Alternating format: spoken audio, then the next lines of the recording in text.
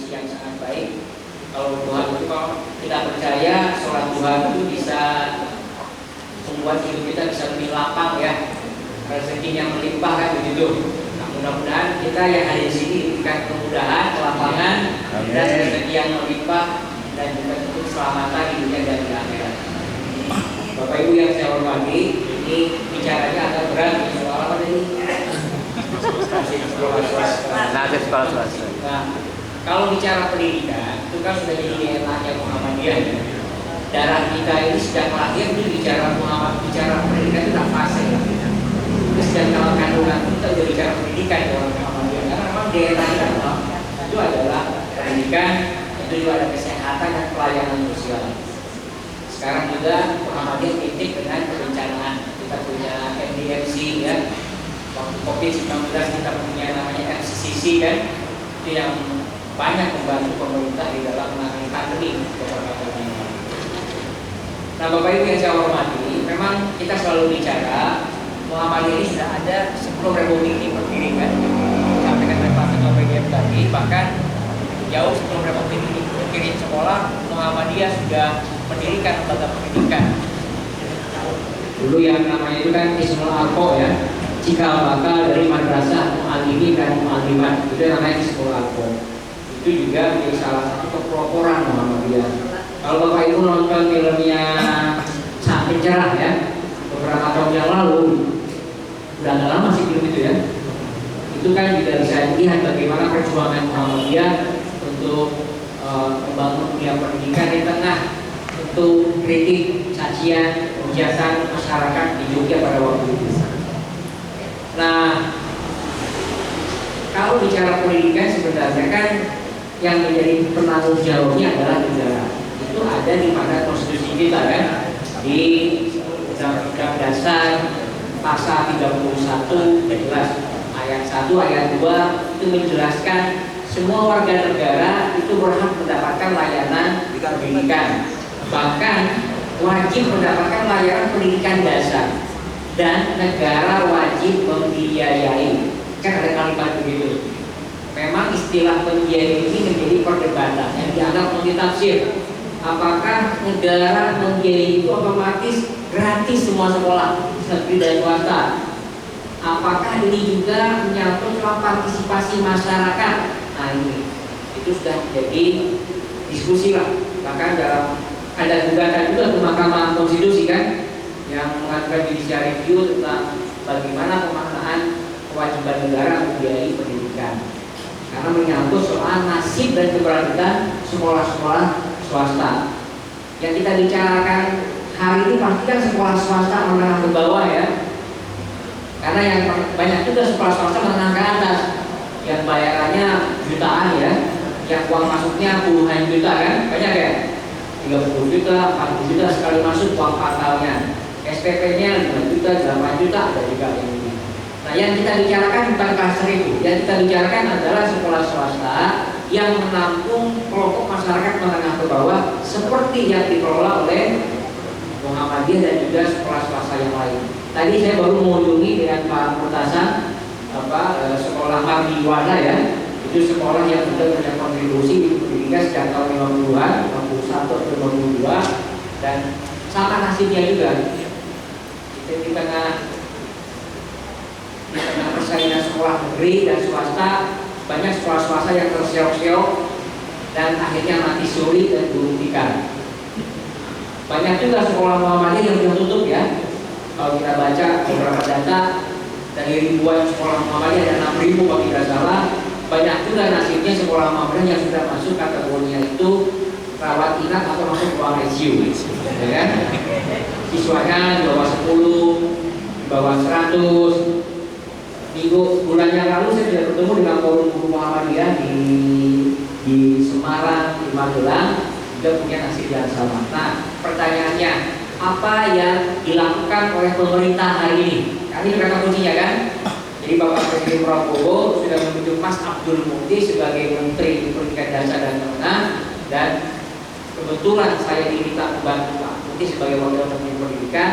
Kita mendapat mandat dari Bapak Presiden untuk memberikan layanan pendidikan yang terbaik dan bermutu untuk semua golongan dan kelompok. Ya, ini cocok kalau saya mudah cocok ya dengan semangat Muhammadiyah tanwir di Kupang yang lalu, beberapa waktu yang lalu kan. Semangatnya apa? Tema tanwir Muhammadiyah di Kupang itu apa? Menghadirkan kemakmuran untuk semua. Itu adalah tema tanwir Muhammadiyah di Kupang yang lalu yang dihadiri Bapak Presiden. Intinya apa? Muhammadiyah berkomitmen menghadirkan kemakmuran untuk semua. Karena kalau kita bicara Islam itu kan penerima manfaatnya bukan hanya orang Islam kan? Syahrul Ramadana al-Ujiyah fil Quran hudan linnasi wa bayyinatin minal huda. Jadi Al-Quran itu petunjuk buat manusia. Maka Islam pun sebenarnya nilai kerahmatannya buat semua golongan, buat semua kelompok. Itulah yang menjadi semangat dasar Muhammadiyah berkembang. Maka ketika kami kemudian diberikan mandat oleh Bapak Presiden, tentu sebagai kader Muhammadiyah punya tanggung jawab untuk memperjuangkan nilai-nilai kebersamaan itu di lembaga pendidikan dalam kebijakan pendidikan. Kami pun sebagai pejabat negara harus bersifat netral di atas semua golongan. Itu prinsip dasar pejabat negara yang gitu Pak ya. Dan meskipun kami ini sama Mas Multi adalah pengurus Muhammadiyah, begitu menjadi pejabat negara kami harus adil untuk semua kelompok dan semua golongan. Setuju nggak Pak? Setuju. Itu kan prinsip dasar. Waktu Muktamar Muhammadiyah di Solo tahun 2022, salah satu rekomendasinya adalah apa? Muhammadiyah mengkritik dan menentang segala upaya regimentasi paham keagamaan di lembaga negara. Betul nggak Pak? Kenapa? Karena ada gejala waktu itu, ya, mungkin di satu kementerian tertentu, di mana kok kementerian ini mirip-mirip jadi baju ormas gitu, ya kan? Itu kritiknya begitu. Nah kita yang diberikan mandat oleh Bapak Presiden ingin bersikap adil dan berkeadilan. Maka semangat kami ketika di kementerian adalah bagaimana kami membuat peraturan kebijakan pendidikan yang berkeadilan dan inklusif. Jadi nanti Pak penerima manfaatnya bukan hanya sekolah Muhammadiyah, sekolah-sekolah swasta yang lain pun yang selama ini merasa dianaktirikan harus merasakan keadilan itu. Nah itu kan semangat dari Islam berkemajuan ya. Ini karena pengajian Muhammadiyah, saya harus mengutip risalah Islam berkemajuan sebagai dokumentasi resmi yang dihasilkan di Muktamar di Solo beberapa tahun yang lalu. Jadi Bapak Ibu, apa yang sedang kami kerjakan tentu di bawah 40 Multi, kita mendengar suasana kebatinan dari sekolah-sekolah swasta yang disampaikan oleh Pak Ketua, bahwa banyak guru terbaik kita yang diangkat menjadi guru P3K itu harus pindah mengajar ke sekolah-sekolah negeri. Kalau menurut data kami, guru Muhammadiyah yang eksodus atau eksodus yang dalam tanda petik harus pindah mengajar di sekolah negeri jumlahnya lebih dari 10.000 orang. Sekolah Muhammadiyah saja, belum yang lain mungkin yang NU, yang Persis, yang mahasiswa, sekolah-sekolah swasta Katolik juga sama nasibnya. Nah, kami bicarakan hal ini dengan beberapa kementerian, termasuk Kemenpan RB. Bisa nggak guru P3K itu mengajar kembali di sekolah asalnya? Jawaban pertama, nggak bisa. Kami tanya juga pejabat kami di kementerian ini, mohon maaf, Pak, nggak bisa. Kenapa? Itu ada undang-undang ASN. Karena yang namanya P3K adalah ASN. ASN wajib mengabdi mengajar di sekolah pemerintah. Nah, memang ada pasalnya begitu. Tapi perintah atau bukti jelas. Kita ini harus memperjuangkan karena ini menyangkut rasa keadilan. Kami bicara dengan pejabat kami di eselon 1 dan yang paling awal dengan Kementerian Kemenpan RB. Kenapa? Yang mengatur regulasi soal ASN adalah Kemenpan RB, termasuk soal ASN guru. Itu Kemenpan RB Pak. Bukan urusan kami Kementerian bukan. Nah, alhamdulillah setelah kita berkomunikasi baik dan memperjuangkan, akhirnya disetujui bahwa guru P3K yang mengajar di sekolah negeri bisa mengajar kembali di sekolah asalnya. itu melalui Permendikbud nomor 1 tahun 2025. Mengadakan beberapa sekolah dinas pendidikan ya. Jadi sekarang sudah ada Permendikbud nomor 1 tahun 2025 mengenai redistribusi guru P3K ke sekolah-sekolah swasta. Sudah sah Bapak Ibu. Ya. Nanti Dinas Pendidikan Provinsi dan Daerah Kabupaten harus membentuk satu badan, namanya Badan Tim Redistribusi Guru P3K, yang beranggotakan Dinas Pendidikan dan BKD. Nah, jadi mekanismenya Dinas Pendidikan dan BKD akan berembuk memetakan peta SDM guru, mana sekolah yang kekurangan guru itu harus dibagikan bantuan guru, mana sekolah yang kelebihan guru itu yang diredistribusi, termasuk sekolah-sekolah swasta. Nah, ini sudah diundangkan di Saudara Negara, tinggal nanti juknisnya sedang difinalisasi. Harapannya nanti Dinas Pendidikan Kota Kabupaten Provinsi bersama BKD segera memfollow up ini. Jadi gurunya yang bersangkutan bisa mengajukan pindah kembali atau nanti oleh tim ini diredistribusi. Kenapa kami memperjuangkannya berhasil? Karena salah satu problem ketimpangan pendidikan kita adalah tidak meratanya guru. Kalau bicara rasio guru secara nasional itu rasionya ideal Pak. Guru SD, SMP, SMA, SMK itu ideal rasionya secara nasional. Tapi faktanya di banyak tempat banyak penumpukan guru, terutama negeri, dan banyak sekolah yang kekurangan guru. Dan kemarin beberapa waktu yang lalu saya dari Gali di Denpasar, kepala dinas pendidikan cerita, ternyata yang mengalami kekurangan guru bukan hanya sekolah swasta, sekolah negeri pun mengalami kekurangan guru. Maka kebijakan redistribusi ini adalah jawaban kami tadi dengan kebijakan yang jelas bahwa sekolah swasta bisa mendapatkan kembali guru-guru terbaiknya. Jadi Pak Putasan punya pendidikan cerita juga, banyak guru-guru yang terbaik diangkat kebijakan harus pindah mengajar. Jadi yang mengalami nasib seperti Muhammad banyak. Nah, jadi semangat kita adalah berkeadilan dan inklusif. Itu sudah diresmikan Pak.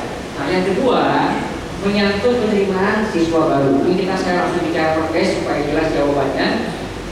Keluhan sekolah-sekolah swasta, saya sudah pergi ke Indonesia Timur Pak, ke NTT, ke Papua, ke Sumatera Barat, ke Kalimantan, kemarin ke Sintang. Sintang itu 7 jam naik mobil dan Pontianak. Semua keluhannya sama. Ketika musim penerimaan murid baru, sekolah swasta gigit jari. Coba ya, negeri untuk kebanjiran siswa sampai mereka harus nambah rombel, nambah lagi kan? Satu kelasnya lebih dari 35 bahkan sampai 40 orang satu kelasnya. Ini adalah aturan mainan yang sedang kami luruskan, kami perbaiki. Nah, kemarin kami Pak Abdul Mukti sudah mengumumkan sistem penerimaan murid baru ya untuk tahun ajaran ini. Kami memodifikasi aturan-aturan yang lama mengenai jalur-jalur penerimaan murid baru. Ada jalur domisili, ya, dulu zonasi namanya, sekarang kami sebut domisili. Ada jalur prestasi, ada jalur afirmasi, ada jalur mutasi, pindah orang tua. Nah, ini kami pakai itu, kami modifikasi, termasuk di level SKP dan SMA kita memberikan kuota tambahan lebih banyak untuk jalur prestasi, ya. Nah, apa yang baru? Yang baru dan SPM yang membedakan dari sebelumnya adalah pemerintah lewat Kementerian Pendidikan Dasar akan membatasi jumlah rombel di sekolah-sekolah negeri.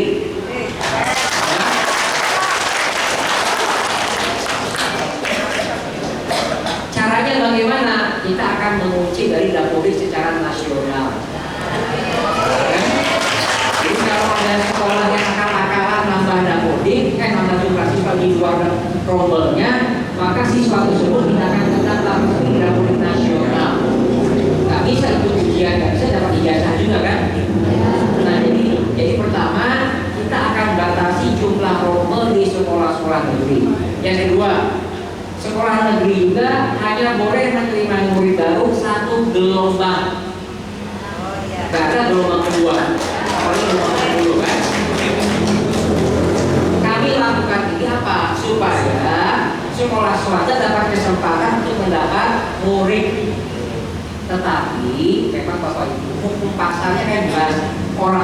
itu akan mencari sekolah yang baik, gratis. Itu kan hukum alamnya begitu ya. Nah sekarang karena sekolah negeri yang murid jumlahnya terbatas, pasti pilihan alternatifnya adalah sekolah swasta.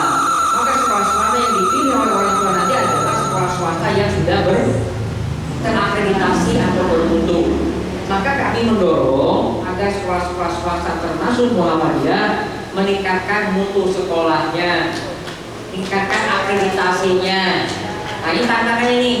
Jadi kami tugasnya sudah bikin kebijakan besar. Bapak Ibu yang di bawah juga harus punya usaha memperbaiki mutu sekolah masing-masing. Jadi kita kerja dua arah.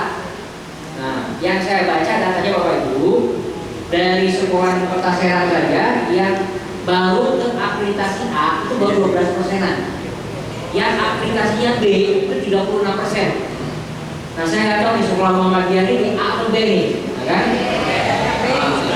Sisanya ada juga yang C sisanya.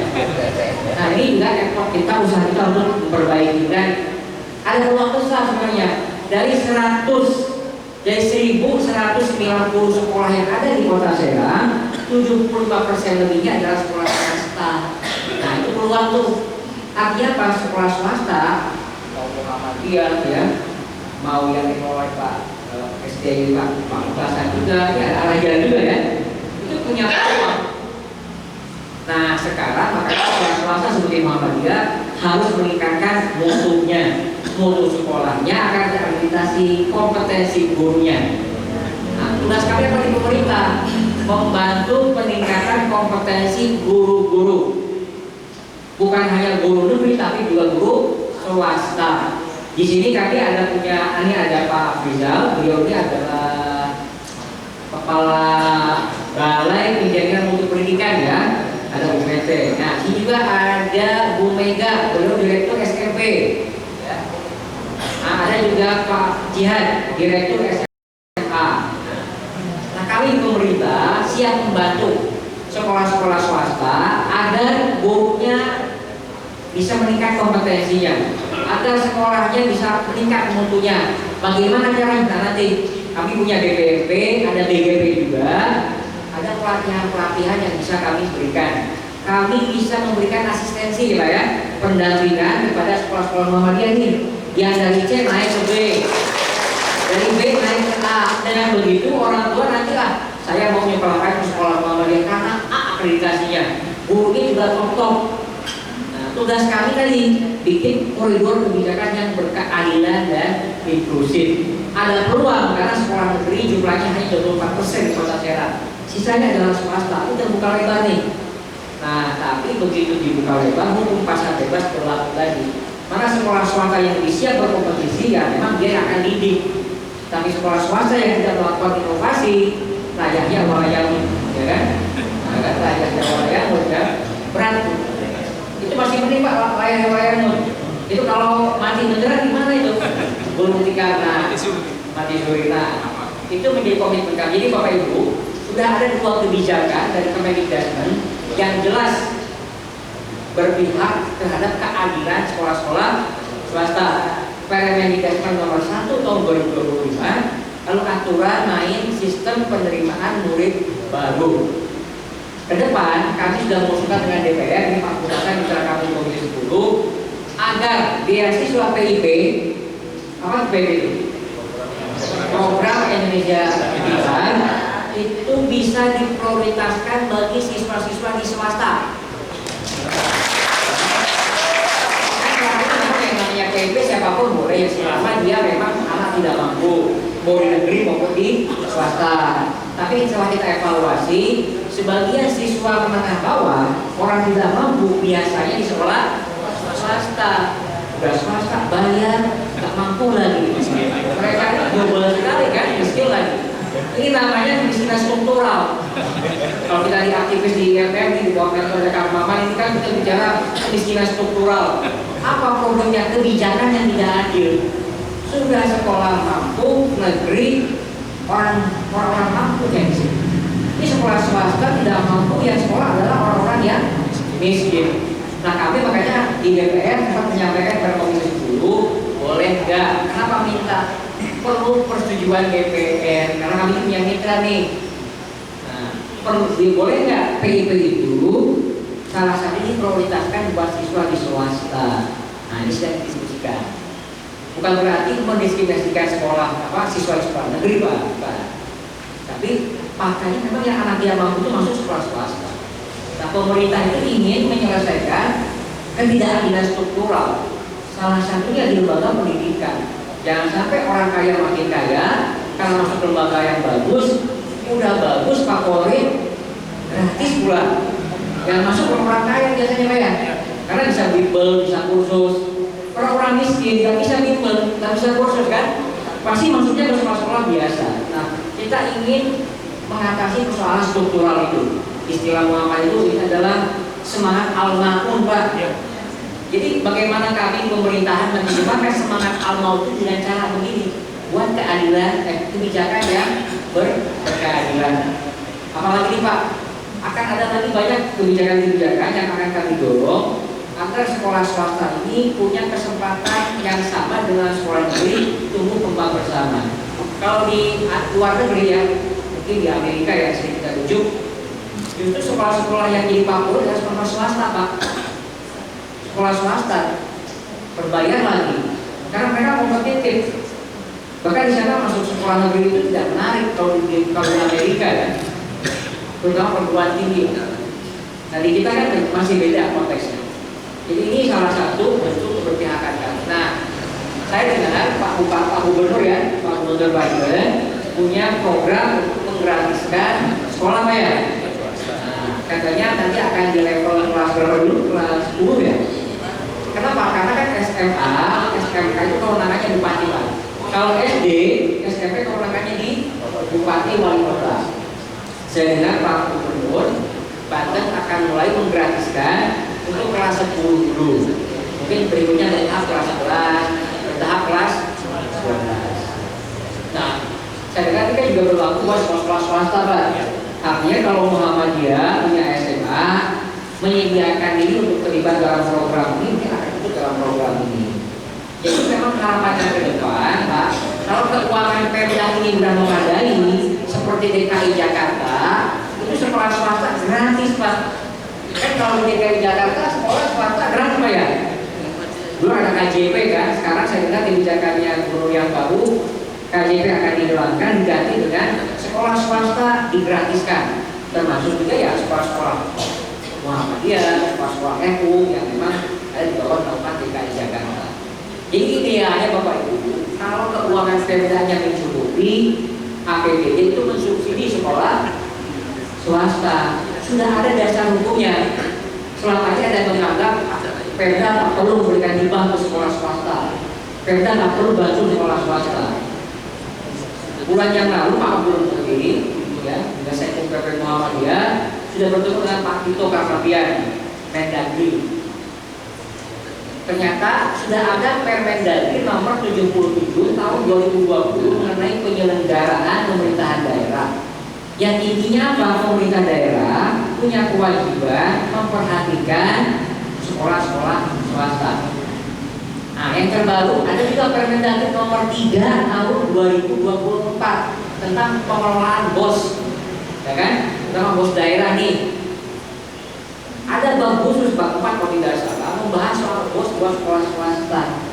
Jadi sudah ada payung hukumnya Pak, regulasinya bagi pemerintah daerah untuk memperhatikan dan membantu sekolah-sekolah swasta. Karena saya dengar banyak daerah yang APBD-nya hanya memperhatikan sekolah-sekolah negeri, betul kalau ada anggarannya. Kan saya dengar banyak daerah juga mengeluh anggarannya terbatas. Nah, pemerintah sudah mendorong agar ada kerjasama. Bahkan di dalam aturan SPMD kami yang baru Pak, sistem penerimaan murid yang baru, kami meminta kepada Pemda agar memberikan subsidi kepada sekolah swasta yang terakreditasi yang akan menerima siswa dari limpahan sekolah negeri. Supaya apa? Sekolah itu lebih baik lagi. Kita ingin sekolah supaya lebih diperbaiki, guru juga ditingkatkan kompetensinya. Nah, sekarang kebijakan renovasi sekolah Bapak Ibu sudah dikembalikan kembali ke Kementerian Dasar dan Menengah. Pak, kenapa dikembalikan? Karena 5 tahun terakhir Yang berwenang melakukan rehabilitasi dan registrasi sekolah itu adalah Kementerian PUPR, Pak, bukan kami. Nah, kemarin Pak Abdul Muti meyakinkan Bapak Presiden Prabowo bahwa kalau bantuan rehab sekolah dikelola kembali oleh Kementerian Pendidikan Dasar, insya Allah akan lebih bermanfaat karena sistemnya swakelola. Kalau Muhammadiyah kan dibantu 5, nanti patungan kayak tambah jadi 7. Kan begitu semangat sekolah swasta swadaya kan, gotong royong. Dan diharapkan bisa menghidupkan ekonomi setempat. Dengan argumentasi itulah Bapak Presiden menyetujui peralihan anggaran renovasi sekolah dari PUPR ke Kementerian Dasar. Mas Abdul ini kan pintar sekali meyakinkan Pak Presiden kan. Padahal anggaran itu sudah ada di Kementerian PU, udah disetujui oleh DPR, Pak ya, 17,2 triliun. Nah, nggak mungkin uang itu pindah ke Kementerian Investment kecuali adanya impres. Nah, Restu Presiden lah yang sangat menentukan. Di sini Bapak Prabowo mengerti betul suasana kebatinan kita, suasana kebatinan sekolah-sekolah swasta. Karena biasanya kalau ada rehab renov di Kementerian PU biasanya sebagian besar yang dapat ke sekolah negeri, Pak. Dan swasta ini kayaknya lewat terus, ya. Nah, sekarang sudah kembali, ya, dan alhamdulillah sudah disetujui dalam waktu dekat kita akan meluncing itu. Artinya apa? Dengan ini ada kesempatan buat sekolah-sekolah swasta untuk dapat perhatian diperbaiki sekolahnya, Pak. Caranya, ya. Memang jumlah sekolah kita ini, Pak, ada 439.000 ya, 439.000 lah total se-Indonesia. Sekolah yang kategorinya rusak, baik rusak berat, rusak sedang, atau rusak ringan, jumlahnya sangat besar, Pak. Banyak juga sekolah negeri, Pak, rusak, Pak. Yang rusak itu banyak sekolah swasta. Kemarin saya dari Jawa Timur, dari Surabaya, ketemu dengan kepala PT, cerita ada satu sekolah dasar negeri di Madiun yang itu udah rubuh. Sekolah negeri di Madiun itu rubuh. Siswanya ada, sekolahnya ambruk. Pemdanya kemana? Ya, alasannya nggak punya anggaran. Itu yang bantu siapa ya? Kami lagi yang bantu. Nah, jadi banyak Pak kasih saran. Sekarang dengan anggaran yang tadi disampaikan Pak Putasa 17 triliun lebih itu baru bisa mengcover 10.000 lebih. Ini 10.400 berapa Bu ya? 10.400 lah ya jumlah sekolahnya. Jadi nggak sampai 10% sebenarnya. Nah, tapi Bapak Presiden berkomitmen agar ke depan anggaran untuk rehab ini bisa ditambah lagi. Itu komitmen kami, Pak. Tapi kami mohon doa restu, Pak. Dengan situasi ekonomi global yang sedang sulit, Bapak Ibu kan tahu keuangan negara juga sedang diet lah ya. Nah, tapi komitmen Bapak Presiden terhadap pendidikan, terhadap rehab sekolah itu tidak berkurang. Beliau mengatakan kepada kami, insya Allah itu akan bertahap. Mudah-mudahan tiap tahun bisa bertambah lagi jumlah sekolah yang di rehab. Ini komitmen pemerintah. Nah, yang terakhir, perhatian terhadap buruh itu nggak kurang-kurang, Pak ya. Pemerintah baru saja mengumumkan tunjangan tambahan, kenaikan tunjangan profesi guru ya bagi guru non ASN yang sudah tersertifikasi. Jadi Bapak Ibu memang harus ikut PPD dulu supaya punya sertifikasi. Jadi Pak Putasa diskusi dengan saya di mobil, punya usulan bagaimana ke depan rekrutmen guru oleh sekolah ini lebih disiplin lagi, mempertimbangkan sertifikasi dan kompetensi. Jadi guru itu yang diangkat atau yang didaftarkan di Dapuri oleh sekolah itu hendaknya sudah tersertifikasi. Kalau sekarang kan bebas ya, gara-gara guru honorer baru 3 bulan daftarin di Dapuri kan, padahal belum punya sertifikasi. Nah, pemerintah sedang menyusun satu aturan ke depan, hanya guru yang sudah tersertifikasi sajalah yang bisa didaftarkan di Dapuri, Pak. Karena guru itu profesi, punya kompetensi. Kalau sekarang mohon maaf tadi, guru orang yang bukan ahlinya jadi guru, ya kan? Tidak usidal amru ila doi ahlihi kanta diri sa'ah, ya kan? Nah, jika satu pekerjaan diserahkan kepada orang yang bukan ahlinya, tunggu saja. Nah, jadi itu penting kami sampaikan. Nah, bagi guru-guru yang belum tersertifikasi, mereka harus ikut PPG. Pemerintah sudah membuka lowongan PPG Pak ya, betul ya Pak Bina ya, ratusan ribu lah. Nah, guru-guru Muhammadiyah dan guru swasta yang belum tersertifikasi kami dorong Pak. Nah Pak, kami belum bisa ikut PPG karena apa? Belum S1, belum D4. Karena syarat untuk PPG adalah S1 atau D4. Ternyata masih belum kelamaan, masih banyak guru-guru kita yang belum S1, yang belum D4. Nah, pemerintah sedang mengusahakan agar guru-guru ini dapat beasiswa sekolah S1 atau D4. Kita harus bicara termasuk di DPR kita sampaikan Pak secara ini. Nah, mohon sabar Pak. Namanya kebijakan di pemerintah itu nggak kayak kita jualan di warung, belanja langsung kita jual. Ada prosesnya. Kami harus bicara peraturannya, bicara dengan DPR, bicara dengan Kementerian Keuangan, dengan Kemenpan RB, jadi panjang runtunya. Tapi meskipun panjang, kami komitmen kita bisa percepat prosesnya. Jadi ke depan ada rencana pemerintah memberikan beasiswa bagi guru yang belum S1 atau D4. Ini komitmen pemerintah ya. Nah yang terakhir sebelum saya akhiri nanti biar Pak Putasan yang nanti menambahkan, kami juga memikirkan nasib guru honorer yang belum tersertifikasi. Kan guru honorer yang belum tersertifikasi banyak ya, yang dapat honor dari yayasan, ya kan? Nah, mungkin 200.000 kan honornya, mungkin dari Pemda juga dapat. Kalau Pemda yang mampu kan ada tangan honor daerah. Nah, kami sedang mengajukan kepada pemerintah, maka sudah dijelaskan ke Kemensos, bisa nggak guru honorer yang belum tersertifikasi ini dapat insentif Pak, namanya insentif kan nggak banyak. Harapannya setelah dapat insentif ikut sekolah lagi S1, ikut PPG. Nah, apa jangan di 2 juta nanti. Nah, kami akan memberikan insentif kepada guru-guru honorer. Itu adalah komitmen langsung Bapak Presiden yang perintah langsung pada Pak Menteri Pak Abdul Muti. Jadi Pak Presiden kan orangnya juga merasa saya ini keluarga guru, saya perhatian dengan kepala guru. Jadi meskipun kondisi keuangan negara sedang dia ketat, tapi komitmen terhadap pendidikan tidak berkurang. Nah tentu prosesnya bertahap dan berkelanjutan. Ya, masih ada waktu 5 tahun ke depan, 4 tahun per tidak. Kasih kami kesempatan, kasih Presiden kesempatan agar komitmen tadi terus bisa diwujudkan secara step by step, ya kan? Bertahap lah, satu demi satu, langkah demi langkah. Itu Bapak Ibu yang bisa saya sampaikan. Jadi terakhir pesan saya pada sekolah swasta, khususnya Muhammadiyah, jangan berkecil hati, ya kan?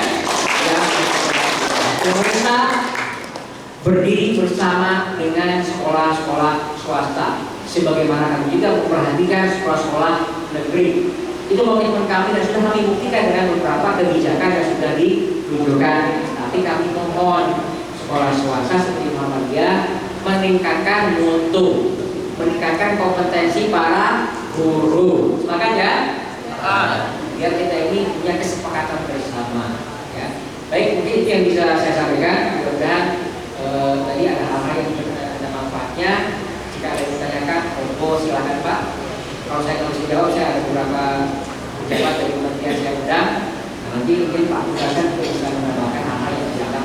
Terima kasih. Assalamualaikum warahmatullahi wabarakatuh. Wassalamualaikum warahmatullahi wabarakatuh.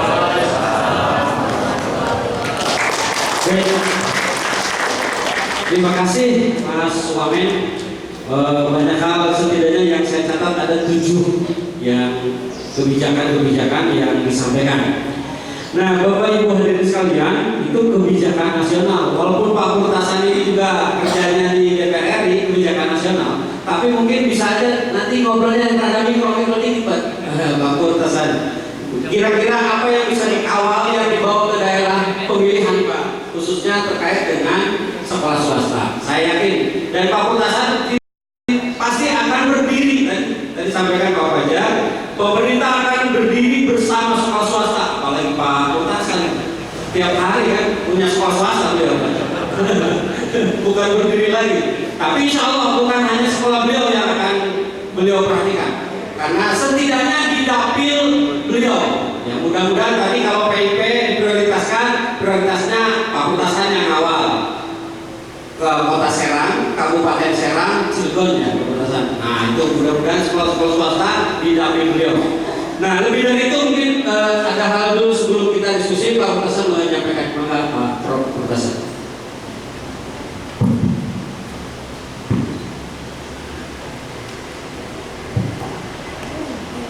Bismillahirrahmanirrahim. Assalamualaikum warahmatullahi wabarakatuh. Waalaikumsalam warahmatullahi wabarakatuh. Alhamdulillah. Nahmaduhu wa nasta'inuhu wa na'udzu billahi min shururi anfusina wa min sayyiati a'malina. Asyhadu an la ilaha illallah wa asyhadu anna Muhammadan abduhu wa rasuluh.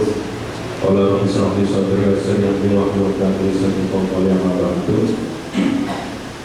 Pak Wamen dan jajaran yang hadir di Kota Serang, selamat datang pamannya. Yang saya hormati Ketua PWN dan jajaran seluruh keluarga besar Muhammadiyah, di sini ada juga Pak Kadis Pendidikan Kota Serang. Alhamdulillah atas izin Allah SWT pagi hari ini kita hadir dalam agenda kuliah duha. Kuliah duha hari ini sangat berbeda dengan tahun yang lalu.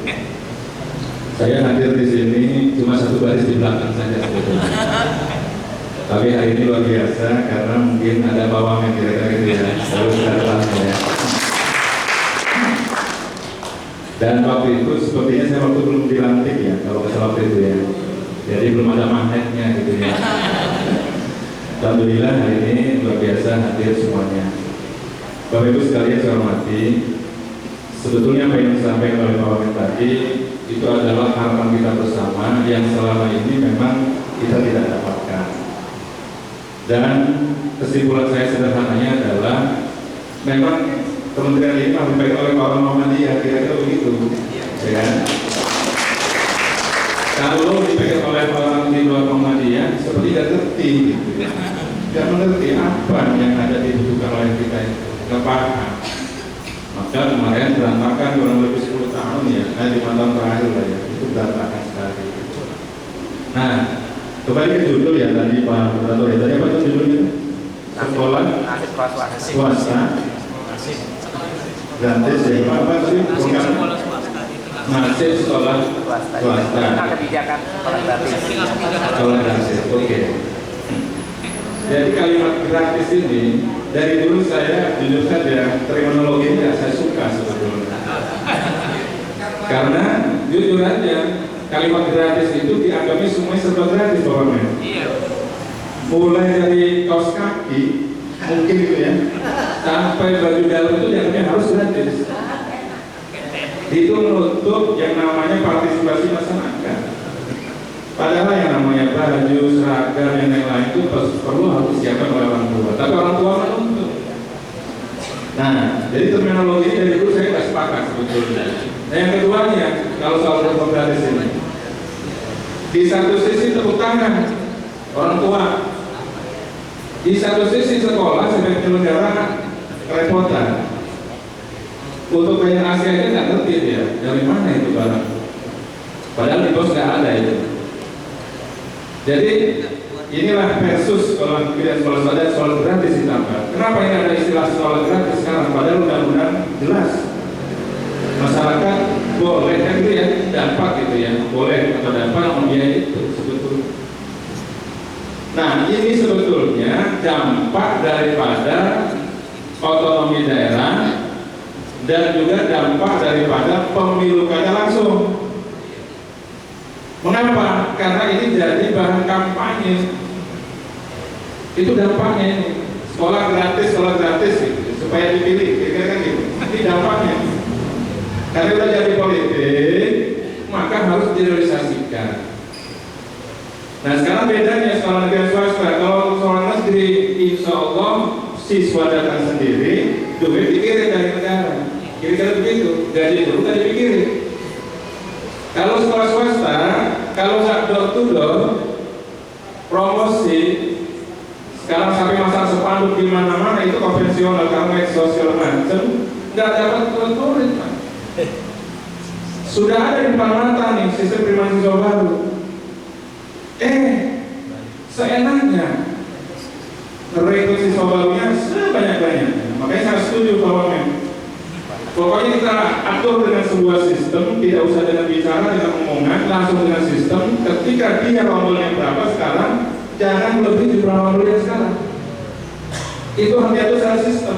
Kalau nggak sistemik, nggak bakal bisa. Karena kepala sekolah, dulu saja saya tahu akal-akalannya. Tambah kepala siswanya tambah banyak bos yang kira-kira begitu kepalanya. Ya, saya tahu. Bahkan kamu di sekolah itu sebenarnya judulnya ada 10 rombel sebetulnya itu, tapi dibuat penuh. Jadi istilahnya itu apa ya? Rombel bohongan. Padahal dalam satu kelasnya sampai ada yang 50. Padahal standar kita 8x9 ya, sehingga guru sama murid itu omor-omoran kata orang sekarang. Omor-omoran tahu ya? Begini nih, guru sama murid itu nggak ada batas di depan. Saking dekat. Ini problem-problemnya. Nah, swasta sudah problemnya gurunya tadi, ya ditarikin kalau sudah berhasil, yang sudah muridnya lagi. Sekarang kita sebut guru ini karena kita ada murid, betul nggak? Mau coba sendiri di kelas, ya? Kira-kira sebut orang sehat atau orang gila? Kalau nggak ada muridnya di kelas, makanya kita sebut guru karena ada muridnya. Sekarang muridnya itu Pak Wamen. Makanya saya tadi ingin gitu ya ada semacam keadilan. Makanya diatur. Jadi kembali lagi dari dikatakan tadi, sebetulnya kebijakan itu, nah alhamdulillah, syukur alhamdulillah hari ini yang megang ya kader Muhammadiyah yang mengerti tentang diri tadi. Jadi pendidikan kita sebagai berani. Jangan sampai lagi terlalu panjang pendidikan kita itu ya terus sampai seperti itu nggak dipastikan. Nah, sekolah swasta memang tadi itu ada yang tinggi banget, ada yang sedang, ada yang paling di bawah. Nah, jadi dari sini kita mulai program baru, insya Allah pertama ya, ini program yang harus saya bawa ke daerah, istilah inspirasi. Tahun yang lalu saya sudah ngomong di tempat ini juga ya, Allah sudah catat sepertinya. Untuk PIP itu bisa masuk 2 jalur nanti, bisa melalui Pak Wamen langsung instruksi, bisa melalui saya untuk seluruh sekolah Muhammadiyah yang ada di Serang. Nanti silakan datanya segera saja PIP, pola PIP apa? Mulai dari SD, SMP, sampai SMA. Ya, datanya disiapkan, nanti ada template-nya, ada Excel, ya, nanti disiapkan. Kebetulan kemarin minggu lalu akun kita sudah dikasih. Jadi akan didahulukan yang aspirasi. Nanti mungkin dari Pak tadi di belakang dapatnya. Ya, karena akan diatur begitu. Jadi yang dari aspirasi masuk dulu nih, supaya yang bentok. Kira-kira begitu programnya. Maka oleh karena itu silakan. Ya, pokoknya yang sekolah di Muhammadiyah, yang penting statusnya sekolah itu izinnya dari Kementerian Pendidikan, jangan dari Kementerian Agama. Iya dong, jalurnya ke situ kan? Kita tidak bisa ketahui ya, pokoknya jalurnya dari pendidikan karena harus ke situ. Kalau Kementerian Agama ada sendiri kan, ada lagi jalurnya. Ya, jadi silakan nih didata mulai sekarang ada berapa jumlah siswa yang ada di Serang, Cilegon atau di Kabupaten Serang. Ya, data saya tunggu secepat-cepatnya kalau bisa sebelum Lebaran. Ya, dikirim ke rumah inspirasi di Taman Jalan Asri. Saya buka setiap hari Sabtu. Ya, hari Sabtu dari jam 10 sampai jam 16 sore. Ya, karena saya sekarang kantornya di Jakarta, Pak. Minggu sore, hari sore saya berangkat ke Jakarta. Nanti pulang tuh harusnya itu Jumat malam. Karena kemarin saya diinformasi oleh Kiai Manar, saya akan mencoba gitu ya. Pak Wamen tolong ditemenin besok. Siap saya bilang gitu ya. Padahal hari ini kita gedung Dewa sedang diperpongin nih. Saya tinggal karena saya mengutamakan di dapil gitu ya. Nah hari ini sedang menggunakan undang-undang. Jadi kemarin sebenarnya itu saya keluar sebetulnya di sweeping oleh teman siswa sampai malam. Nah malam-malam tongkrongin juga gedung Dewan sampai pagi terus yang 1 malam tadi masih ada di tongkrongin. Nah akhirnya si namanya mobil Dewan itu nomornya diganti sebentar itu supaya bisa keluar dulu. Alhamdulillah selamat saya bisa keluar. Jadi Bapak Ibu sekalian yang hormati, itu persoalan swasta ya Pak ya. Nah, sekarang saya lihat sudah ada kebijakan, apa-apa sudah berubah Pak. Alhamdulillah ya, berkat apa? Ini kembali lagi pada kadar Muhammadiyah Pak. Jujur saja, saya terima kasih betul karena ini sudah sesuai dengan harapan. Cuma masih ada ganjalan-ganjalan yang perlu diperhatikan. Tadi sudah digarisbawahi bahwa ke depan kalau orang mau jadi guru secara profesional memang harus ikuti PPG dulu Pak. Ini wajib nih. Jalurnya ke situ. Tidak ada lagi istilah penggerak segala macam kayak begitu. Ya, guru penggerak segala macam lah istilahnya gitu ya. Sehingga orang yang sangat muda memimpin jadi kepala sekolah. Yang tua merasa bagaimana coba? Secara psikologi akan terganggu itu. Yang tadi jadi kepala sekolah jadi guru biasa akan terganggu. Dengan modal hanya pintaran IT saja, ya kan? Gitu. Nah, Pak Menteri sudah kasih semacam apa namanya blueprint itu masuk PPG Pak. PPG ini satu-satunya jalur supaya benar-benar yang namanya guru itu profesi. Jangan dianggapnya batu loncatan. Awalnya sedia gitu kan, begitu udah masuk bermasalah. Persis sama dengan undang-undang transportasi itu dulu, ojek itu namanya ojek ya. Roda 2 itu bukan alat transportasi sebetulnya, yang roda 4. Begitu marah jadi alat transportasi, undang-undang dibuat belakangan kan. Nah persis kayak gitu, yang dipilih sekarang itu kan. Kalau HP diangkat, begitu udah jadi diangkat, ngapain nih? Bingung gitu. Ngajar juga ya begitulah gitu, nggak punya namanya di praktik kembali pengajarnya juga ada sekarang. Akhirnya lah dibuatlah PLPG segala macam. Masa sekarang PLPG belum selesai. PPG satu tidak mengangkat ke depan kalau jadi guru boleh dia lulusan dari mana saja sebetulnya. Boleh dari FKIP, boleh juga dari non FKIP. Tapi kalau mau jadi guru harus melalui PPG. Itu jalur yang benar tuh. Menurut apa namanya blueprint dari Pak Menteri begitu rencananya. Nah, Bapak Ibu sekalian yang saya hormati, nah untuk persoalan yang sekarang masih muncul adalah guru PAUD. Guru PAUD yang diakui adalah yang formal sekarang, ya kan? TK, SD itu TK-nya diakui. Tapi ada di PAUD itu yang pendidikan non formalnya sampai hari ini masih terkatung-katung. Nah sekarang sudah ada jargon baru namanya wajar 13 tahun. 13 tahun itu adalah plus sama TK ya, yang usia 5-6 tahun. Nah sementara yang usia 2-4 tahun ini belum masuk. Ini belum masuk. Makanya teman-teman ini harus diapakan. Padahal ada di situ dulu. Nah inilah yang dituntut oleh teman-teman. Tetapi sekarang teman-teman juga bahwa itu harus S1, betul, teman-teman juga gitu. Tetapi kalau ini yang perlu diperhatikan, dia akan pindah dari guru PAUD dan formal menjadi guru formal. Itu problemnya. Makanya nanti Pak Wamen titip ya, bahwa guru PAUD ini menjadi non formal ini harus menjadi perhatian kita juga. Karena kemarin di PAUD itu sudah nangis-nangis kemarin. Ya, datang ke Komisi 10 meminta perlakuan yang sama, gitu. Ya, termasuk informal yang guru-guru PKBS pakai segala macam itu pengen diakui juga. Jadi problemnya banyak di soal pendidikan ini kayak benang busuk, kita tarik satu-satu sudah. Jadi sebenarnya mudah-mudahan ini nanti dengan pemimpinan Pak Menteri sekarang di Batu Pawaman ini satu visi satu arah. Dan alhamdulillah saya di Komisi 10 salah satu yang mengawal.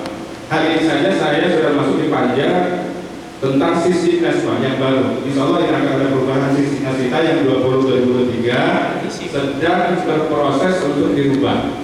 Saya masuk panja dikaitkan dengan undang-undang guru dan dosen. Ya, nah untuk dosen ini teman-teman dosen ke depan kemungkinan ada pemikiran baru, syaratnya harus doktor kemungkinan. Ya, makanya siap-siap dari sekarang kalau benar-benar mau jadi profesi dosen harus pendidikannya S3, kira-kira gitu nanti. Ini masih wacana tapi ya, belum masuk menjadi sebuah keputusan. Kemudian yang dikaitkan adalah undang-undang guru dosen, undang-undang Dikti nomor 12 ditambah dengan undang-undang pesantren. Nah pesantren ini kekhasannya keagamannya itu, ya mau diapakan nih? Kemarin kita sudah undang Rektor UIN Jakarta, Rektor UNJ, dengan Rektor UI. Rektor UI lebih bicara masalah PPNBH-nya dan seterusnya. rektor UNJ lebih banyak yang core-nya adalah statusnya guru. Nah itu tadi menyarankan juga sama PPG menjadi satu-satunya jalur untuk jadi guru. Nah rektor UIN berbicara tentang kekhasan pendidikan keagamaannya supaya masuk dalam satu undang-undang. Kemungkinan kayak modelnya model omnibus law, kemungkinan kayak begitu, tetapi tidak omnibus law, mungkin istilahnya kodifikasi lah, istilahnya begitu. Nah ini semangatnya sudah berjalan Bapak Ibu semuanya, mohon ini juga dikawal bareng-bareng, diamati, dicermati, di publik nanti ikut masuk. Karena biasanya kalau kita melihat dari kejauhan itu sangat jeli itu ya, tapi kalau saya di dalam kadang-kadang ada yang kelewat. Kadang-kadang begitu, apalagi kita ke sana sini, gitu kan? Nah itu kita bisa nggak seperti. Jadi anggota dewan itu tidak sebebas yang Bapak Ibu sekalian. Kita ada remnya. Apalagi kalau sudah lama di brief gitu ya, mas begini, siap, begitu kan? Tapi kalau teman dari luar kan, enak ngomong yang saya, kita begitu kan? Ya. Bapak Ibu sekalian hormati. Nah, sekarang ada lagi, tadi sudah disampaikan Pak Wamen juga soal tes kompetensi akademik. Pak Menteri menyatakan itu tidak wajib. Tetapi kalau kita mau proses itu untuk kebutuhan naik ke perguruan tinggi, itu menjadi keharusan harus ada. Tapi tidak wajib. Artinya tidak menjadi standar, tapi hanya standar untuk naik diterima menjadi perguruan tinggi negeri jalur prestasi. Nah di sini artinya apa?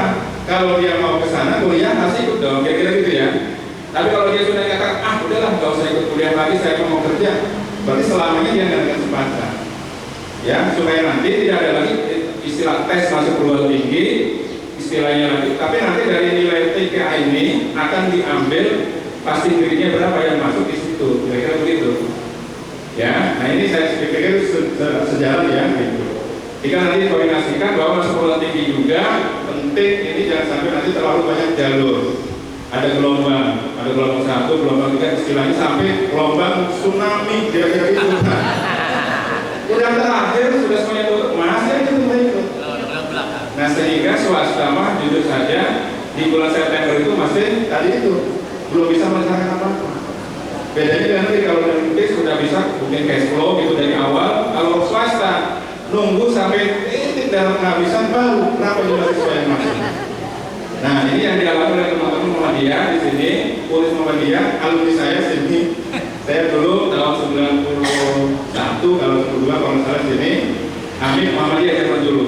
Amin itu apa? Orang bilang Amin itu apa? Saya jabarin akademi manajemen informatika dan komputer. Agak tenar Pak dulu. Di mana kuliahnya? Itu katanya di pojok itu. Dan mesin ini adalah tempat saya biasanya sholat maghrib di sini. Ya, karena kita sholatnya sore Pak Wamennya sampai malam kita gitu. Nah, jadi sekarang sudah berevolusi dari Universitas Muhammadiyah Banten, tapi kondisinya seperti itu juga. Ya, nah untuk KIP juga ada, tapi saya lebih menekankan kepada yang tadi PIP ya. Cukup banyak aspirasi yang saya dapatkan dan itu saya akan peruntukkan untuk Kota Serang, Kabupaten Serang dan Kota Cilegon. Maka dari itu tolong dikoordinasi dengan baik oleh BWM dan PDM ya, supaya data ini kalau bisa sebelum lebaran, kalau memang mau diajukan, saya terima, gitu ya. Nanti kalau bisa langsung jadi jalur Pak Wamen, nah udahlah, untuk Muhammadiyah Serang langsung dari Pak Wamen. Nah lebih senang saya. Supaya saya ngurusin jamaah yang lain kira-kira gitu. Saya kira itu sebagai sedikit pemantik ya untuk Bali Suci kita. Terima kasih atas perhatiannya, mohon maaf atas kekurangannya. Bila ada Assalamualaikum warahmatullahi wabarakatuh. Baik, terima kasih Pak Hasan karena beliau memang memahami betul ya.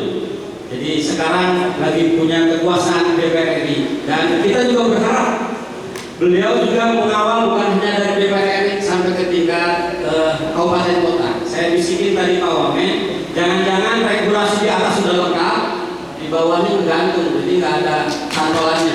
Mudah-mudahan. Walaupun di sini juga ada Pak Kadis, ada Kepala Dinas Pendidikan Kota Serang.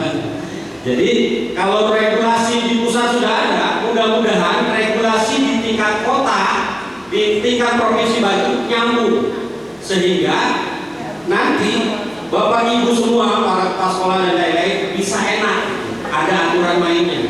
Kalau di pusatnya sudah ada, di bawahnya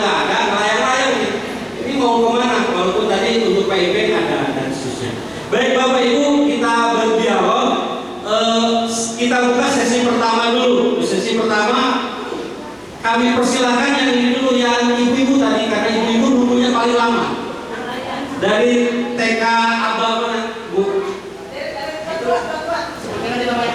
Iya, Ibu Lana Samun. Ya, silakan berdiri. Karena duluan ya, hadirnya mungkin 2 jam sebelum Pak Wamen datang ya. Bismillahirrahmanirrahim. Assalamualaikum warahmatullahi wabarakatuh. Mohon izin Bapak, saya perwakilan dari guru TKS ya Kota Serang. Menyimak paparan dari Bapak Wamen tadi terkait sekolah swasta yang dari negara. Ini kami dari PAUD Asia, karena banyak kondisinya PAUD Asia itu yang sangat memprihatinkan, terutama dari segi sanatnu, gitu ya. Lalu kemudian peluang apa yang bisa kami dapatkan dari bantuan tersebut, dan arahannya seperti apa supaya kami dari lembaga TKS mendapatkan bantuan tersebut. Terima kasih. Baik, singkat, padat, jelas dan bagus nih. Ya. Selanjutnya mungkin dari perwakilan SD Muhammadiyah.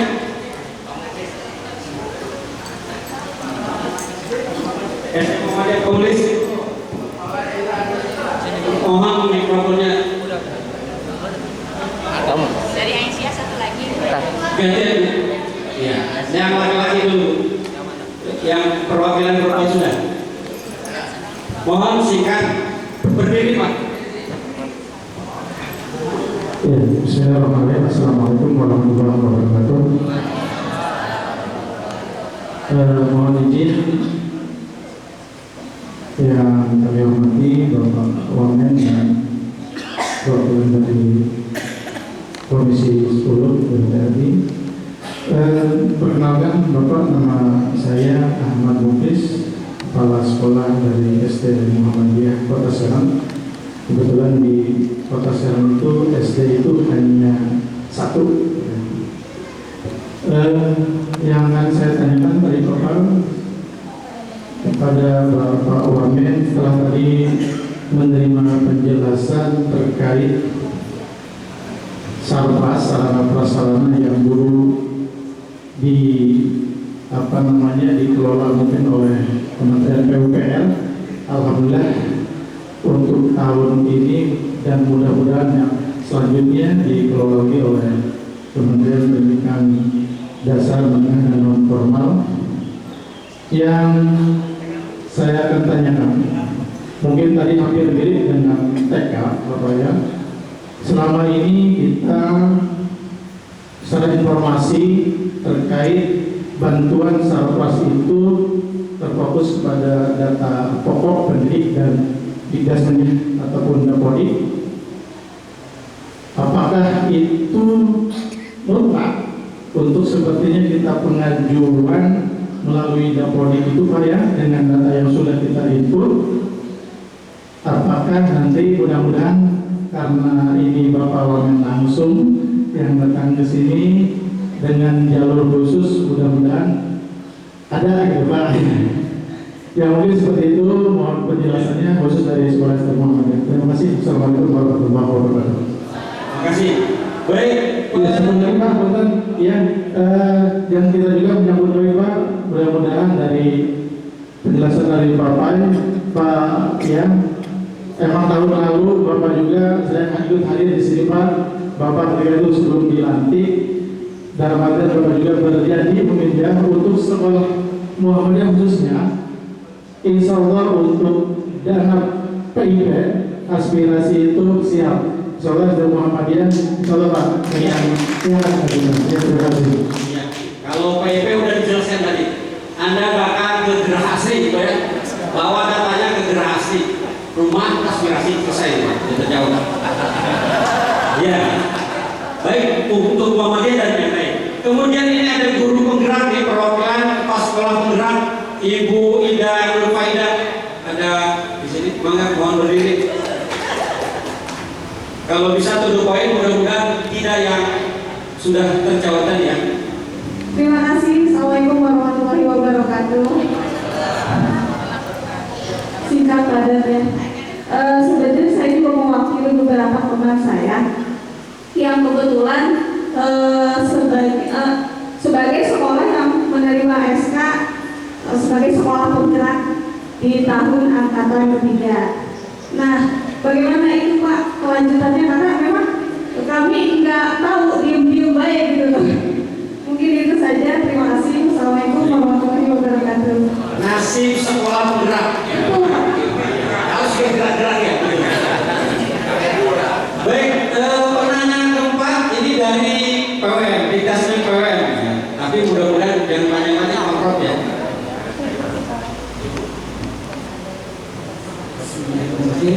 Assalamualaikum warahmatullahi wabarakatuh. Pak Wakil Menteri Dikdasmen yang saya hormati, Anggota DPR RI yang saya hormati, dan Bapak Ibu sekalian, saya Muhammad Dadang Setiawan, selaku Ketua Majelis Pendidikan Dasar Menengah PMR PWM Banten. Saya merasa berbahagia karena COVID ini sangat kami nantikan. Dan ini pertama saya yang pertama, kami sudah bisa menyimak dari awalnya dan COVID-19 bahwa kondisi sekolah Muhammadiyah kami informasikan di Banten di Banten kita punya 80 satuan pendidikan Dikdasmen dari SDMI, SMP MTS, SMA, SMK dan MA. Dari 80 kondisinya 32 sekolah madrasah itu siswanya di bawah 100. Jadi dari 80 sekolah madrasah, 32 sekolah madrasah siswanya serta didiknya di bawah 100. Dan kami mendapat arahan dan penekanan dari Ketua Majelis Dikdasmen PP Muhammadiyah, Pak Dr. Didik Suhadi, bahwa kami harus mengupayakan tahun pelajaran yang akan datang kalau bisa semuanya tidak ada yang di bawah 100. Oleh karena itu, saya berterima kasih atas kebijakan kementerian yang tadi membatasi sekolah negeri dalam SPB yang akan datang. Dan saya sarankan mungkin Pak lebih baik dikuncinya dari Dapodik sekolah negeri tidak melebihi yang sudah ditetapkan. Karena kalau tidak, maka nanti akan ada gelombang 2, gelombang 3 sampai tsunami. Yang kedua, kaitan dengan di Kota Serang, Cirebon dan Kabupaten Serang, ini kurang lebih ada 15 sekolah madrasah. Nah, persoalannya dari sekolah madrasah itu ada yang madrasah, misalnya di Pontang, kemudian di sini juga ada madrasah Alia, kemudian di Cirebon juga ada 1. Nah, kalau tadi Pak anggota DPR RI membatasi untuk sekolah yang di bawah Kemendikdasmen, nah ini bagaimana dengan madrasah mulai dari RI, MTS, MA, itu kan ya. Kami mohon mungkin Pak anggota DPR khususnya Pak Sertasan bisa juga memfasilitasi agar menjadi aliran Pak Wamen tadi kan ya. Jadi bukan hanya sekolah, masyarakat tidak hanya sekolah tapi juga komunikasi. Yang terakhir mungkin kami juga sangat apresiasi tentang kebijakan Kemendikdasmen tentang bantuan rehabilitasi atau rehab bangunan. Dan ternyata memang di Kota Serang, di Kabupaten Serang, di Cirebon ini banyak fasilitas yang perlu mendapat bantuan. Namun tadi itu dikatakan bahwa kadang-kadang minta bantuan kan dengan aplikasi Dapodik, dan itu sangat merepotkan karena sistem aplikasi. Mudah-mudahan dengan adanya Pak Purtasan di sini bisa jalur khusus tadi apa ya? Bisa jalur khusus, jadi tidak melalui sistem yang dikeluarkan oleh Kemendikdasmen. Saya kira itu yang dapat saya sampaikan. Mohon maaf. Terima kasih atas semua. Assalamualaikum warahmatullahi wabarakatuh. Baik, mungkin poinnya itu kalau yang terakhir buat Pak Butasan, gimana nasib yang sekolah-sekolah yang di bawah ini bisa Pak, karena komisi 10 Pak. Nanti bisa jawab. Ya, yang madrasah Pak Butasan. Jadi ya, ternyata memang Muhammadiyah punya sekolah MTS sama madrasah aliyah, gitu ya. MI juga. Itu kan di bawah Kemenang. Karena Kemenang mitranya juga mitra beliau Pak. Ya, dimanapun Pak, dimanapun, karena komisi 10 bagian mitra dengan Kemenang. Baik, Bapak Ibu sementara tempat dulu, kita persilahkan sebentar. Terima kasih atas pertanyaannya.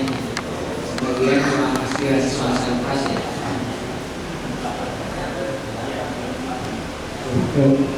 Ya, sebagian pertanyaan atau aspirasi tepatnya soal santas ya dan PDIP. Memang nanti kan sebenarnya Pak, kalau misalkan untuk revitalisasi itu berdasarkan data laboratorium Pak, ya, itu patokannya di laboratorium, kemudian nanti akan menggunakan aplikasi Krishna kalau tidak salah. Nah, memang begini Pak, ini kan yang punya aspirasi dengan teman-teman Muhammadiyah ini banyak ya.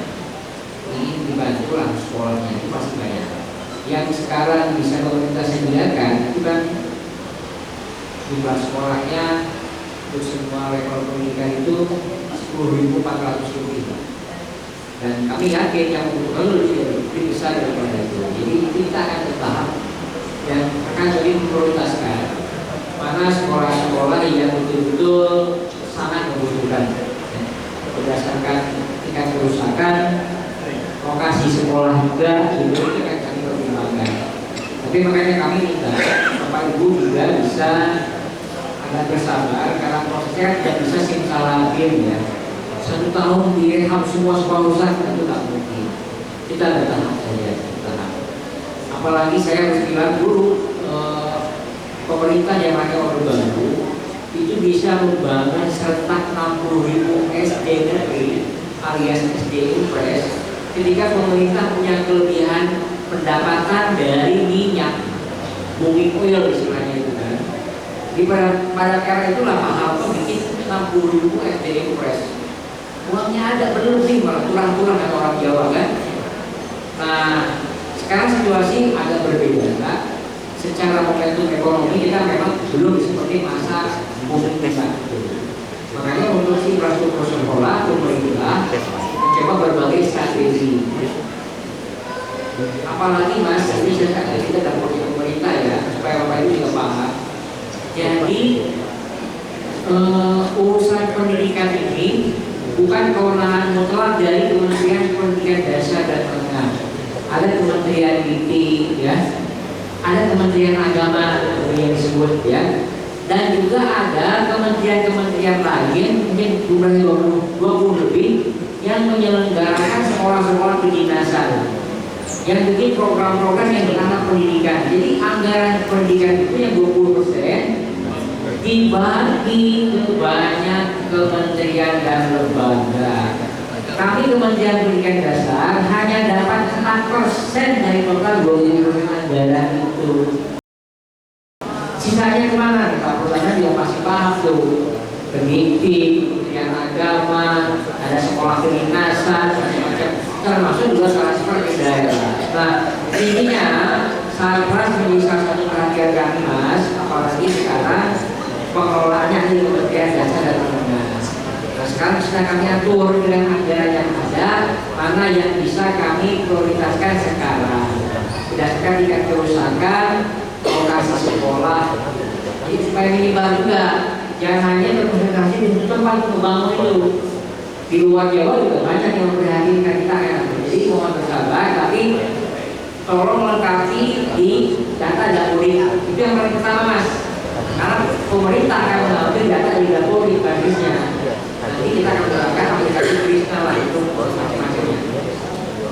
Nah kemudian soal Pak Ud ya, ini memang akan masuk di dalam pembahasan revisi Sisdiknas. Karena kalau mengacu sertifikat yang ada, PAUD tidak masuk di dalam kewajiban. Karena wajibnya 12 tahun kan. Nah, sekarang sudah ada di RPJMN bahwa ada wajib belajar 13 tahun. Artinya apa? Ada tambahan 1 tahun prasekolah. Kan ada kewajiban 1 tahun prasekolah ya di PAUD. Nah, ini harusnya dimasukkan di dalam revisi undang-undang sivitas nanti supaya ada canolannya, ada justifikasinya. Kalau sekarang memang pemerintah tidak bisa berbuat banyak karena yang diwajib dibiayai adalah ya 12 tahun. Kalau nanti sudah lolos 12 tahun di sivitas yang baru, insya Allah akan ada kekuatan anggaran yang lebih kuat. Nah, kita juga ingin mengenai soal sertifikasi guru PAUD yang masuk ke pekerjaan besar tuh. Nah, itu akan kita kerjakan karena saya dengar ya 95% lebih guru PAUD itu belum tersertifikasi gitu kan. Banyak yang profesor satu atau ini. Nah, ini kan kita perlu. Mudah-mudahan di DPR bersama kami melahirkan revisi undang-undang sivitas yang lebih berkeadilan dan juga bisa memperhatikan semua satuan pendidikan yang ada selama ini. Kemudian soal apa tadi ya? Ya, sekolah kontrak itu kan itu bagian dari program-program yang di masa sebelumnya yang tentu sekarang hal yang sifatnya positif akan kami lanjutkan. Nah, tentu branding atau labeling sekolah kontrak ini memang kita ubah, ya kita ubah. Kenapa? Ada kritik. Tadi sampai Pak Putasan, kok ada semacam eksklusivitas, ya. Memang niatnya baik, sekolah kontrak baik, supaya bisa mengimbaskan ke yang lain kan dulu sekolah pengimbasan lah. Nah, kami dengar banyak kritik kiri kanan, maka tetap guru-guru penggerak ini akan diberikan peran sebagai misalnya master training, ya, guru pendamping di NPMP, gitu ya, tidak kita hilangkan karena pemerintah sudah investasi banyak di guru penggerak ini, maksud sekolah penggerak. Nah, kita akan ubah saja, jadi ada semangat keberlanjutan, tetapi dalam hal tertentu kita integrasikan dengan program yang akan datang. Jadi kita agak ingin juga kebijakan yang sudah berlalu menghabiskan anggaran banyak itu diabaikan begitu saja. Kita akan coba lihat jalan tengahnya seperti apa ya. Jadi jangan berkecil hati sekolah kontrak sekarang justru buktikan bahwa sekolah penggerak yang kemarin itu memang yang terbaik dan bisa mengimbas ke sekolah sekitarnya. Kemudian soal tadi Pak keluhan dari madrasah ya saya lihat ini nyangkut pemerintah juga tapi nyangkut politik juga. Memang idealnya yang namanya pendidikan satu atap Pak. Sekarang ini kan pendidikan umum ada di Kementerian Dasar Menengah. Madrasah pesantren ada di Kementerian Agama. Kementerian Agama sentralisasi Pak, maksudnya kalau kami desentralisasi udah beda-beda di sekolah ini. Jadi harapannya sebenarnya dengan kodifikasi undang-undang sivitas kami di Pak Putasan, kita mengurangi disparitas ini, mengurangi ya overlap semacam ini. Ya. Banyak juga lama-lama yang sekolah madrasah mau pindah ke sekolah negeri sekarang. Gara-gara merasa waktu kita dapat perhatian. Nah, jadi ini, kami mohon maaf tidak bisa berkomentar banyak karena itu memang upaya dari Kementerian Agama. Tapi kami sih punya aspirasi, saya secara pribadi ya ingin ada semacam inilah unifikasi, ya, adanya penyatuan pintu kebijakan. Karena kalau pintu kebijakan sekarang memang bercabang Pak. Kalau pendidikan umum desentralisasi ada di Kementerian Dasar Menengah, kalau madrasah ada di Kementerian Agama tersentralisasi. Kalau kalau Kementerian Agama di komisi apa? Kalau kami kemudian komisi 10, komisi saja udah beda. Komisi saja udah beda, Pak Putasan bingung kan? Harusnya kan komisinya sama, harusnya. Jadi kami sedang coba selesaikan di jalur kebijakan, memang ada proses politik juga. Mudah-mudahan nanti hasil kodifikasi undang-undang yang baru itu bisa lebih mengakomodasi keragaman. Agama Pak berpendidikan jurusannya banyak sekali itu. Nah, jadi saya pikir itu. Terakhir Pak, pesan saya sebagai kader Muhammadiyah kepada sekolah-sekolah Muhammadiyah nih Pak, sudah waktunya Muhammadiyah ini berorientasi kepada kualitas Pak. Rem untuk nambah sekolah, rem Pak. Saya bicara dari kebaikan ya. Jadi sekolah yang ada yang Muhammadiyah diperbaiki, ditingkatkan mutunya, naikkan levelnya dari C ke B, dari B ke A, dari rawat inap, rawat jalan lah, dari rawat jalan disekolahkan. Nah, fokus di situ.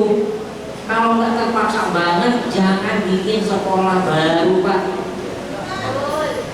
Ini Pak, ini saya sebagai kader loh Pak, pesan loh Pak. Nah, kami juga sedang mewacanakan baru. Dan ini harus ada komitmen politik dari Pemda dan Pemprov. Apa? Kami sih berharap Pemda dan Pemprov tidak mendirikan sekolah negeri baru ketika sudah ada sekolah swasta di tempat itu, ya kan? Karena baik negeri dan swasta yang akan menanggung adalah negara pada akhirnya. Jadi kami juga tahulah daerah ada kepentingan di sekolah kan. Nah, coba kalau ada kelebihan anggaran itu dipakai untuk mengembangkan sekolah-sekolah yang sudah ada, baik negeri maupun swasta. Ya, itu beasiswa Pak ya. Idealnya Pak, idealnya ya, sekolah negeri dan swasta ini saling bermitra Pak, bukan saling menegasikan. Maka oleh karena itu kita ingin juga pemerintah daerah, Pemprov maupun Pemprov ini memperlakukan sekolah swasta yang sama sebagaimana sekolah negeri. Jadi kalau bisa jangan dulu bikin sekolah negeri baru. Kepada sekolah swasta jangan, kalau bisa jangan bikin sekolah swasta yang baru. Nah, kalau SD Pak kan udah hampir 99% Pak ya, udah cukup banyak lah. SMP mungkin ada 95% ada juga yang memang agak kurang itu di SMA. Coba ya, masih ada 70 itu berubah ya akses ya kan? 74. Nah, mungkin di SMA, di SMK kita peluangnya ada di yang swasta. Jadi nah, kalau SD sebaiknya Muhammadiyah di sekolah SD lah. Udah selesai komunikasi biasa itu. SMP yang dipilih lah. Nah, kalau SMA, SMK, sekolah swasta masih ada peluang karena apa? Rasionya sekolah swasta yang SMA sama SMK ini kan 50-50 Pak ya. Peluangnya masih bisa. Dan pengembangannya masih banyak juga. Kecamatan kita yang belum punya SMA. Nah, jadi banyak kecamatan kita Pak, bahkan kabupaten yang belum punya SMA, SMK. Nah, sekolah swasta termasuk Muhammadiyah bisa masuk ke ranah itu kalau mau berjihad di level pendidikan. Tapi pesannya Pak ya, kalau nggak terpaksa jangan di sekolah. Saya pesan saya sama kepada pendidikan, jangan bikin sekolah negeri yang baru supaya kita nggak saling kayak kanibalisasi kan, negeri sama swasta kayak rebutan siswa. Nah, yang terakhir saya ingatkan, demografi penduduk kita makin lama akan makin mengecil Pak. Orang yang punya anak banyak akan makin kecil Pak. Orang sekarang mencenderungkan anak cukup satu Pak. Mungkin kalau di kampung banyak anak banyak rezeki kan ya. Tapi di perkotaan sekarang trennya ini anak cukup satu bahkan nggak mau menikah Pak. Benar kan? Fenomenanya belum punya anak. Nah, maksud saya tren demografi kita ke depan 10 tahun, 15 tahun ke depan itu penduduk usia sekolahnya akan makin mengecil Pak. Sekolahnya tambah banyak, bayangkan rebutannya Pak. Nah, jadi saya ingin bicara ke depan supaya Muhammadiyah ini berpikirnya itu visioner. Kurang lebih itu kan yang bisa saya rekor. Terima kasih. Ya, ada mungkin yang Pak Bos bisa. Ya, Bapak Ibu sekalian hormati, saya melihat organisasi Muhammadiyah ini kan sudah sangat besar ya. Selalu tampil di depan dan bisa mandiri. Terbukti ketika kondisi Indonesia sakit COVID kemarin, organisasi yang lainnya itu begini tangannya, mandu gitu ya. Muhammadiyah kebalikannya, tangannya di atas, memberikan kontribusi. Oleh karena itu tentu kita harus bangga sebagai warga Muhammadiyah, ya, gitu. Nah, bicara sekolah, di Serang sudah banyak yang almarhum Bapak Men. Jadi kita masih bicara ini, tapi sudah banyak sebetulnya. Sekolah SMA kita kenal dulu namanya Bina Taruna, PGRI, Irtayasa, 17, semuanya sudah ada almarhum. Kenapa? Tadi itu kondisinya berubah, kondisinya berubah, gitu ya. Oleh karena itu, saya melihat bahwa di sini ini apa namanya pendidikan itu bergeser ya, bergeser kebutuhannya masyarakat itu. Tapi kalau untuk SD, memang ini berbeda sedikit Pak Men, kondisinya. Kalau SD ini berapapun sekolah yang didirikan SD-nya itu tetap dapat siswanya. Tapi teorinya begini saya lihat. Tadi Pak Wamen sudah menyatakan bahwa bergeser ke kualitas. Tapi saya berteori begini, kualitas itu berangkatnya dari kuantitas, ya kan? Bagaimana kita menyeleksi siswa? Kalau siswanya 10 diseleksi berapa? Kan susah ini, gitu. Makanya saya sepakat kalau hentikanlah pendidikan sekolah baru. Nah di sini perlu regulasi Pak Wamen, bikin instruksi ke kepala daerah, karena kepala daerah kadang-kadang latang. Ada latang, apalagi itu dengan zonasi atau sekarang ini ada blank spot. Di daerah sini aja nih, SMP nggak ada nih. Daerah sini, Ciracas, sehingga masuk kemana-mana nggak terima. Masih kurang. Itu dipikirkan oleh teman-teman di Pendangan, dibuat lah. Makanya saya melihat dilihat dulu swastanya ada nggak di sini gitu. Jangan sampai nanti dari lihat kalau swastanya ada, sudah itu diskusinya jangan di sekolah baru. Yang kedua SMK ini jujur saja kan itu untuk memproduk tenaga menengah ya, tenaga kerja. Siap kerja gitu ya, siap kerja. Tetapi kenyataannya adalah ada statistik justru penyumbang pengangguran terbesar dari SMK. Oleh karenanya saya berharap yang jurusan-jurusan atau program-program studi yang sudah jenuh sudah dibuka lagi.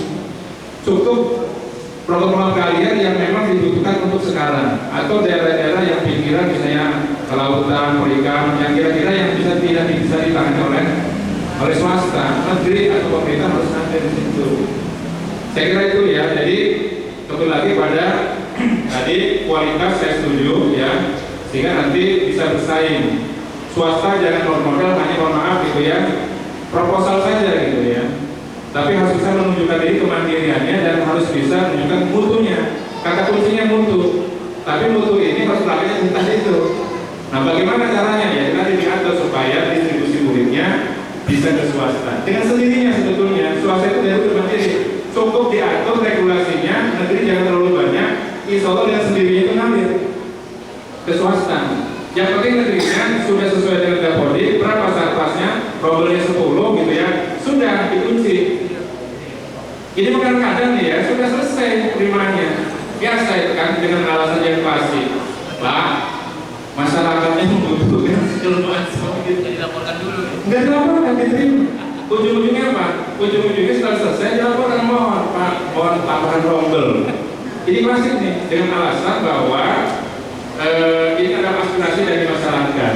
Nah kalau begitu terus teorinya, pemerintah sampai kapan nggak bakal bisa selesaikan masalah itu? Karena kebutuhan ruangan kadang-kadang dilelang ke orang tua yang tadi itu. Dia silakan kalau mau nyumbang bangkunya, gentengnya, apa begitu teorinya. Jadi nggak bakal selesai. Jadi bukan dari pemerintah, pada akhirnya itu adalah subvensi dari orang tua yang itu.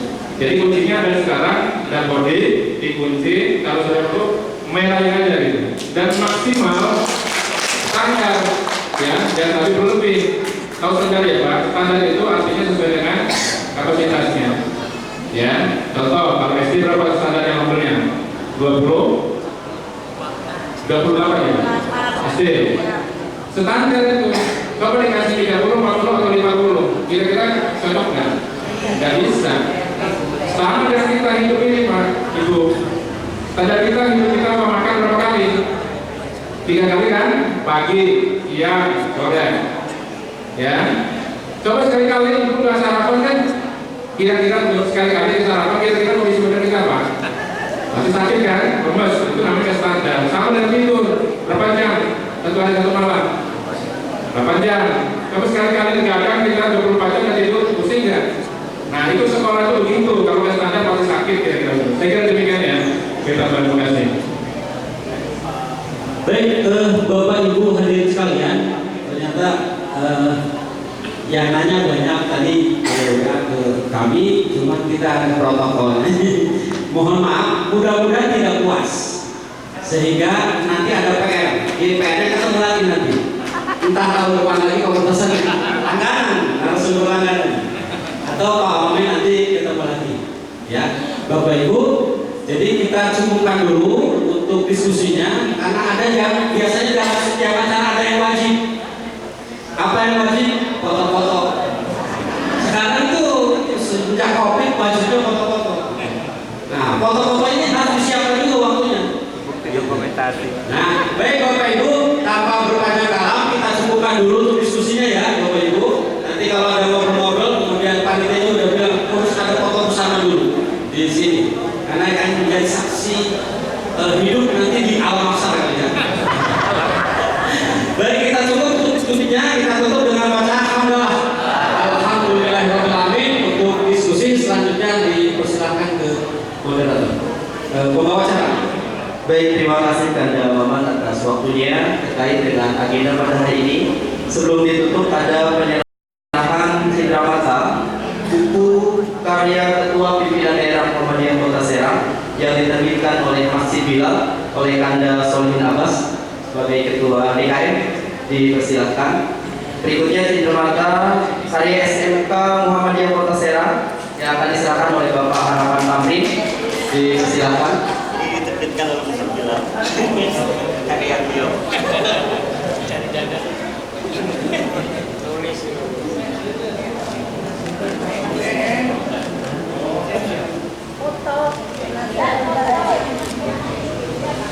Untuk buku bisa dipesan melalui DKM Masjid Bilal. Kita sudah disiapkan di luar. Untuk pembelian buku dipersilakan. Berikutnya Kepala SMK Muhammadiyah Pak Harapan dipersilakan untuk menyerahkan cenderamata. Ini isinya Karya dari siswa SMK Muhammadiyah Kota Serang.